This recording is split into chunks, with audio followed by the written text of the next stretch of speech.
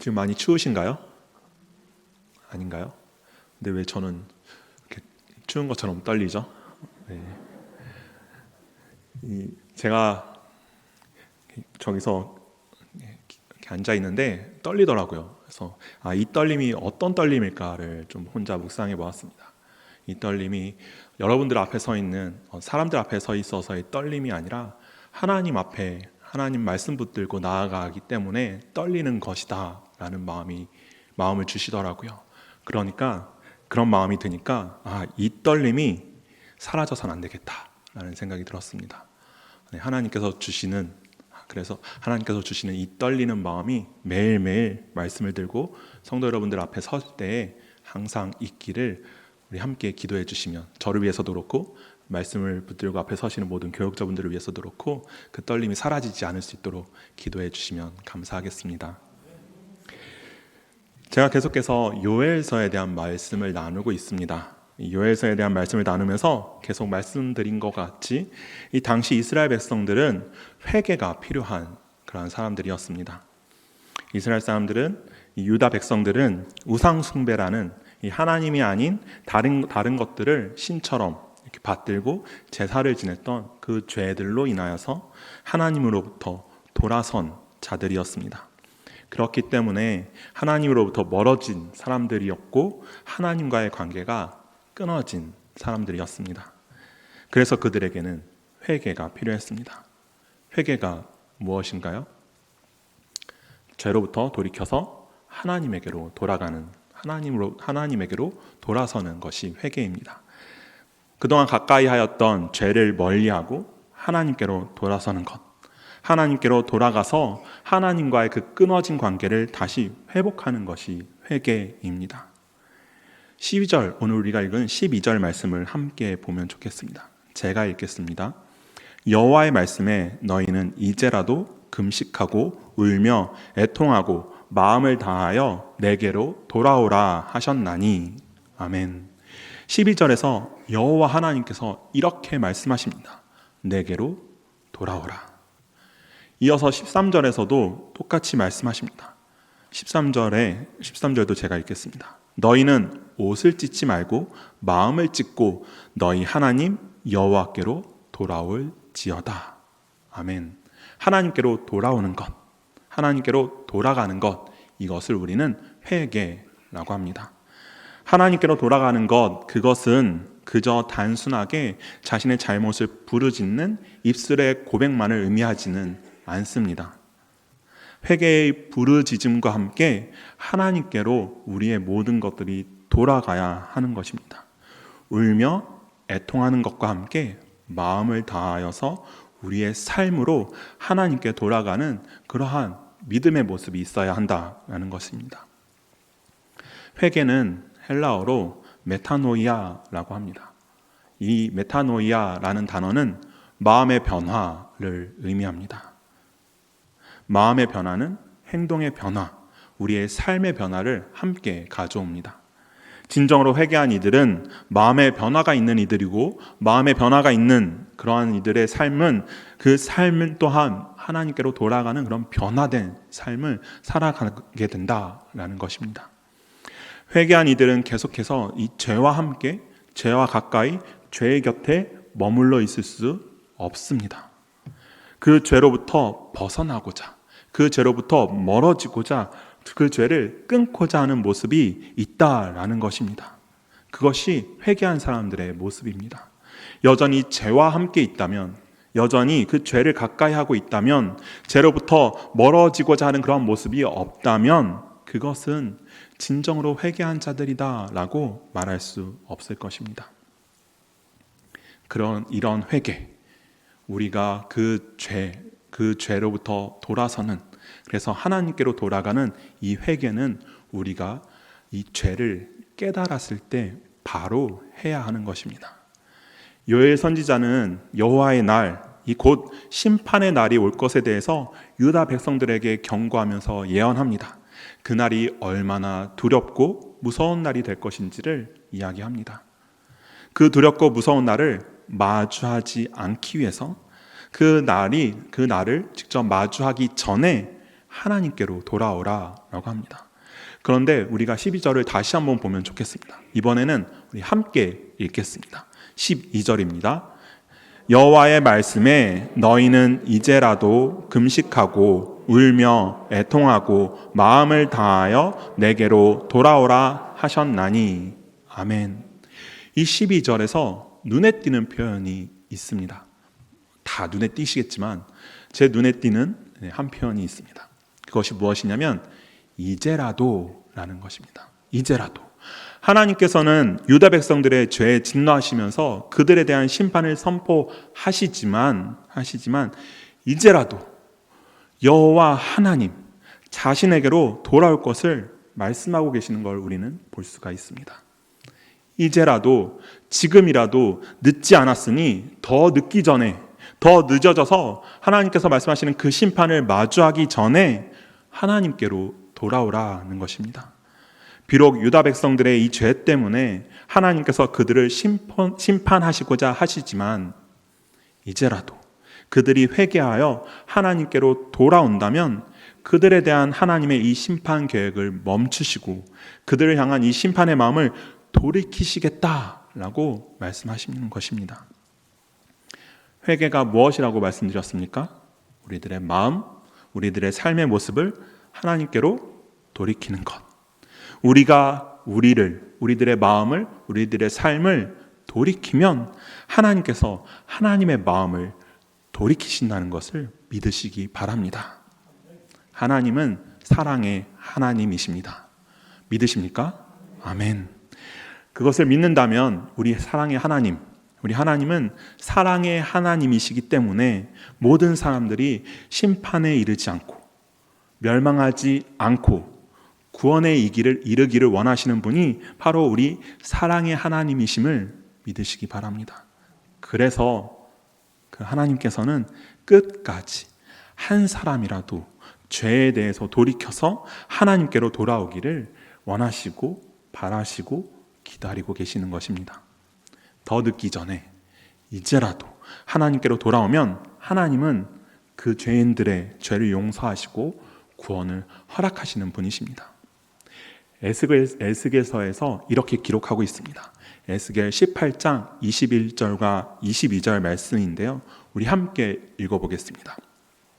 그러나 악인이 만일 그가 행한 모든 죄에서 돌이켜 떠나 내 모든 율례를 지키고 정의와 공의를 행하면 반드시 살고 죽지 아니할 것이라. 그 범죄한 것이 하나도 기억함이 되지 아니하리니 그가 행한 공의로 살리라. 아멘. 하나님께서는 아무리 죄를 범한 악인이라 할지라도, 그래서 하나님께서 그를 심판하시고자 계획하셨더라도 이제라도, 지금이라도, 바로 지금이라도 죄에서 돌이켜서 하나님께로 돌아오면 그를 살리시겠다라고, 그를 구원하시겠다라고, 그래서 죽지 아니할 것이라고 말씀하십니다. 이렇게 하나님께서 하나님의 심판을 하나님께서 벌하시고자 하셨지만 그 마음을 돌이키신 그런 백성이 있었습니다. 많지만 바로 요나서에 나오는 니느웨 백성들입니다. 하나님께서 타락한 이 니느웨를 향하여서 벌하시기로 하셨습니다. 그리고 요나를 이 니느웨로 보내셔서 40일 후에 그 니느웨 성이 무너질 것을 알리도록 그들에게 그렇게 전하라고 말씀하십니다. 그리고 요나로부터 하나님의 그 심판 계획을 들은 이 니느웨 사람들은 하나님을 믿고 하나님께로 돌아와서 하나님을 믿고 금식을 하며 하나님께 부르짖기 시작합니다. 그러자 하나님께서 어떻게 하셨을까요? 요나서 3장 10절 말씀입니다. 우리가 함께 읽겠습니다. 하나님이 그들이 행한 것 곧 그 악한 길에서 돌이켜 떠난 것을 보시고 하나님이 뜻을 돌이키사 그들에게 내리리라고 말씀하신 재앙을 내리지 아니하시니라. 아멘. 하나님께서 니느웨를 심판하시고자 했던, 니느웨를 무너뜨리고자 했던 그 뜻을 돌이키시고 그들에게 재앙을 내리지 않으셨다라고 합니다. 그들이 이 요나를 통해서 이제라도 하나님께 돌아와야 한다라는 그 경고하는 하나님의 말씀을 듣고 그때라도 늦지 않게 하나님께 돌아왔기 때문입니다. 니느웨 사람들에게 주어진 시간은 40일이었습니다. 40일 후에 우리 망하는 거야? 이제 큰일 났네? 이미 너무 늦었어. 우리는 너무 멀리 와버렸어. 라고 하면서 그들이 그 자리에서 그냥 좌절하고 아무것도 하지 않았다면, 하나님께로 돌아오지 않았다면 그들은 하나님의 심판을 그대로 맞이할 수밖에 없었을 것입니다. 그런데 40일 후, 그래 그럼 지금이라도 돌이켜야겠다. 더 늦기 전에 돌이켜야겠다. 이제라도 하나님께 회개하며 하나님께로 돌아가야겠다 라는 마음으로 자신들의 마음을 돌이켰기 때문에 하나님의 마음을 돌이킬 수 있었던 것입니다. 이때쯤 되면 뭔가 생각나는 뭔가 표현이 생각나지 않습니까? 뭔가 많이들 들어보셨을 말인데, 네. 어떤 말이 있을까요? 늦었다고 생각할 때가 가장 빠른 때이다 라는 말입니다. 죄를 범하였을 때도 동일합니다. 죄를 범하였을 때, 하나님으로부터 멀리 떠나 있을 때 혹시 이미 늦었어 라고 생각하시는 그런 분들은 없으시길 바랍니다.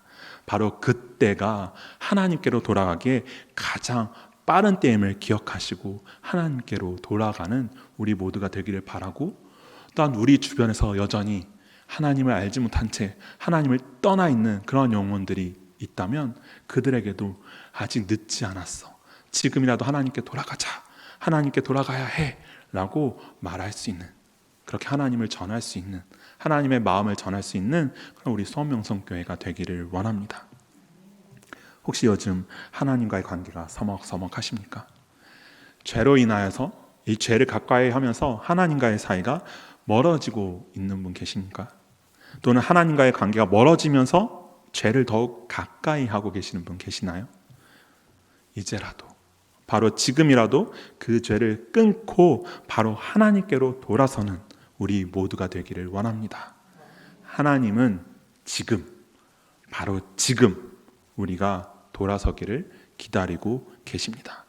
그리고 우리가 돌아섰을 때 하나님께서 그런 우리를 용서하시고 받아주시는 분이심을 믿고 다시 하나님과 동행하는 그 은혜를 누리는 우리 모두가 되기를 간절히 소원합니다. 우리가 이렇게 이제라도 하나님께 돌아섰을 때 우리 하나님께서는 우리를 용서하시는 자비로우신 하나님이심을 우리는 믿어야 합니다. 오늘 말씀 13절 말씀입니다. 우리 함께 13절 말씀을 읽으면 좋겠습니다. 함께 읽겠습니다. 너희는 옷을 찢지 말고 마음을 찢고 너희 하나님 여호와께로 돌아올지어다. 그는 은혜로우시며 자비로우시며 노하기를 더디하시며 인애가 크시사 뜻을 돌이켜 재앙을 내리지 아니하시나니. 아멘. 13절에서 우리 하나님이 어떤 분이신지가 잘 기록되어 있습니다. 이 요엘 선지자가 유다 백성들을 향하여서 회개해야 한다, 하나님께로 돌아와야 한다 라고 말하면서 우리가 이 하나님의 백성인 이 유다 백성들이 하나님께로 돌아갈 때 그 하나님이 어떤 분이신지를 이야기해 주고 있는 것입니다. 하나님은 어떤 분이라고 하나요? 은혜로우시며 자비로우시며 노하기를 더디하시며 인애가 크시사 뜻을 돌이켜 재앙을 내리지 않는 분이시다 라고 말합니다. 이것은 우리가 알고 있는 하나님의 속성입니다. 그리고 우리 하나님은 진실로 이런 분이십니다. 믿으십니까? 아멘. 요엘 선지자가 하나님께로 돌아오라 라고 하면서 하나님이 어떤 분이신지 말하고 있는데 이것은 참 중요합니다. 유다 백성들이 하나님이 어떤 분이신지 알아야 하나님께로 돌아올 수 있기 때문입니다. 하나님께서 이렇게나 은혜로우신 분이시고 자비로우신 분이시라는 것을 알아야 돌아올 수 있기 때문에 요엘은 이 하나님께로 돌아오라 라고 하면서 하나님이 어떤 분이신지를 이야기하고 있는 것입니다. 그들이 만약 하나님을 그저 무섭고 자비라고는 눈꼽만큼도 없고 전혀 용서가 없으신 그러한 아주 가혹하신 분으로 알고 있다면 이들이 하나님께로 돌아올 마음이 생길까요? 하나님께로 돌아가고자 하는 그런 마음이 있을까요? 하나님께로 돌아가면 하나님께 돌아가더라도 결국 하나님으로부터 심판받고 죽을 것이라는 것을 알고 있는데 하나님께로 돌아가고 싶은 마음이 생길까요? 그렇지 않죠. 그렇기 때문에 하나님을 아는 것이 중요했고 하나님이 어떤 분인지 올바르게 아는 것이 중요했기 때문에 요엘은 우리가 죄로부터 돌아서서 하나님께로 돌아왔을 때 하나님께서는 그런 우리를 용서하시는 자비로우신 분이시다라는 것을 소개하고 있는 것입니다. 우리는 하나님이 어떤 분이신지 아는 것이 중요합니다. 하나님이 어떤 분이신지 바르게, 올바르게 아는 것이 중요합니다. 우리 하나님은 어떤 분이십니까? 어떤 분이신가요? 무조건 심판하시는 하나님이신가요? 그렇지 않습니다. 그렇다면 반대로 무조건 용서하시는 하나님이신가요? 그렇지도 않습니다. 우리 하나님은 자비로우신 은혜의 하나님이시기에 우리가 비록 잘못을 하여도 죄를 지어도 회개하여서 우리의 마음과 삶을 주님께로 돌이킨다면 그러한 우리를 용서하시고 또 구원을 허락하시는 분이 하나님이십니다. 또한 동시에 무조건 용서하시는 분도 아니십니다. 공의의 하나님이시기 때문에 죄에 대하여서는 분명하게 무겁게 벌하시는 하나님이십니다. 그래서 우리는 죄에 대해서 결코 가볍게 생각해서는 안 되는 것입니다. 죄를 지어도 하나님께서는 무조건 용서하실 거라는 그런 오해를 하게 된다면 회개할 필요를 전혀 느끼지 못하게 되고 굳이 내가 죄와 함께 있어도 하나님은 괜찮아 라는 마음이 있는데 하나님께로 돌아가고자 하는 마음도 없어질 것입니다. 죄의 심각성을 깨닫지 못하고 살아가게 된다는 것입니다.